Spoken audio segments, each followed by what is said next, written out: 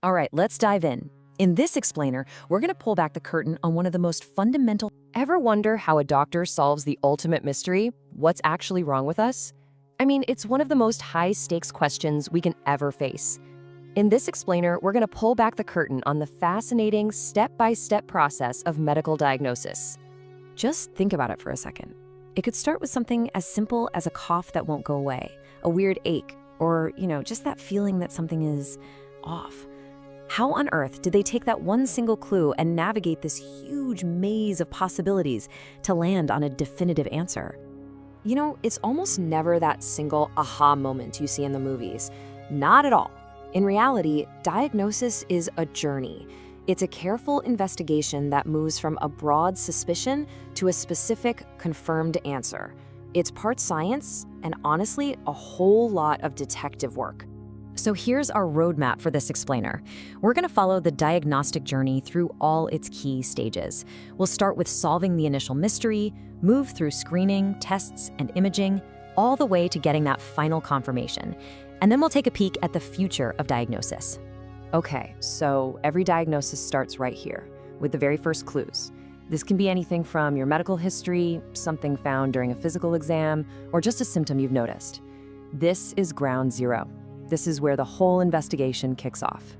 Now, for a lot of people, the first real step is what we call screening. You can think of this as proactive medicine. It's about actively looking for early warning signs in people who feel perfectly fine. And that right there is the key distinction. A screening test does not give you a diagnosis. Nope. Its only job is to flag the likelihood of a disease. It's basically an early alert system that helps identify a smaller group of people who might need a closer look. A lot of these are probably going to sound familiar, right? Routine blood pressure checks, mammograms, pap smears.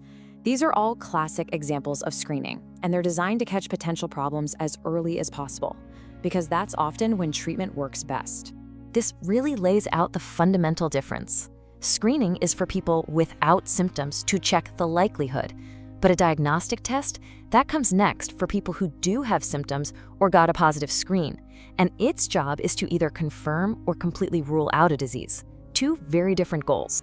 So what happens when a screening test does raise a red flag, or when a patient comes in with specific symptoms? Well, that's when we move into the diagnostic phase. We're not just assessing likelihood anymore. Now we are gathering some hard evidence. What's really interesting is that diagnosis is definitely not one size fits all, even for a single condition like diabetes. Doctors have a whole toolkit, and choosing the right one means weighing the pros and cons. The A1C test, super convenient, gives you a long-term average, no fasting needed. The FPG is a classic, really well established. And the OGTT, it's more sensitive, so it catches more cases, but it takes a lot more time. The choice really depends on the whole clinical picture. And hey, the clues aren't just hiding in our blood. For certain neurological conditions, things like meningitis or multiple sclerosis, doctors might need to do a lumbar puncture. You've probably heard it called a spinal tap. They collect and analyze the cerebrospinal fluid that cushions the brain and spinal cord. And that fluid can hold absolutely vital clues about what's going on. All right, now let's get to one of the most powerful tools in the entire diagnostic arsenal, imaging. This technology is incredible. It basically gives doctors a window into the human body, letting them see things they could never see otherwise. So two of the heavyweights in imaging are CT scans and MRIs. And as you can see here, there's really no single best option. A CT scan, which uses X-rays, is awesome for looking at things like the lungs or the colon. But an MRI, which uses powerful magnets, is way better for imaging soft tissues like the brain or the prostate. It is all about picking the right tool for the job. And this technology is evolving at an incredible speed. For something like a stroke, every single second counts. There's an advanced technique called diffusion-weighted MRI, or DW-MRI, that can spot brain changes in as little as 30 minutes. I mean, that is a massive leap from the up to 8 hours a conventional MRI might take. It just means doctors can start treatment that much faster.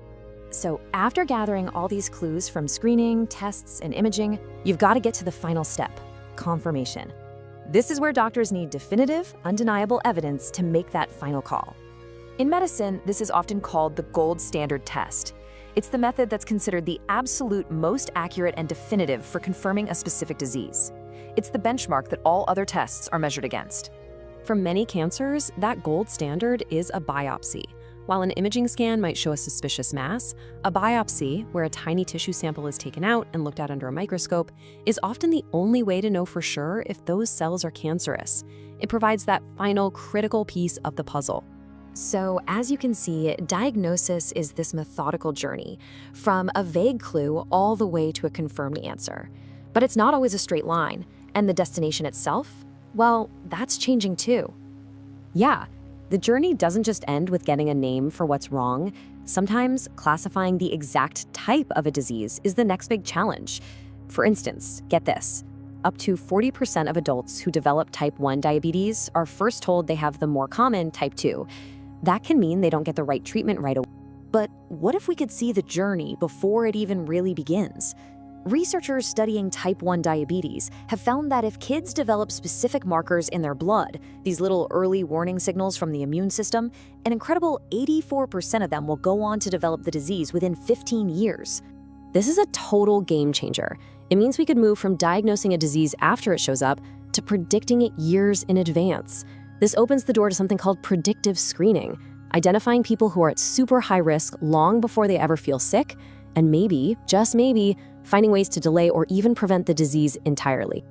And that brings us to a final, pretty fascinating question. For centuries, diagnosis has been all about solving a mystery that's already unfolding. But as our ability to predict disease gets more and more powerful, will we one day reach a point where there's no mystery left to solve at all?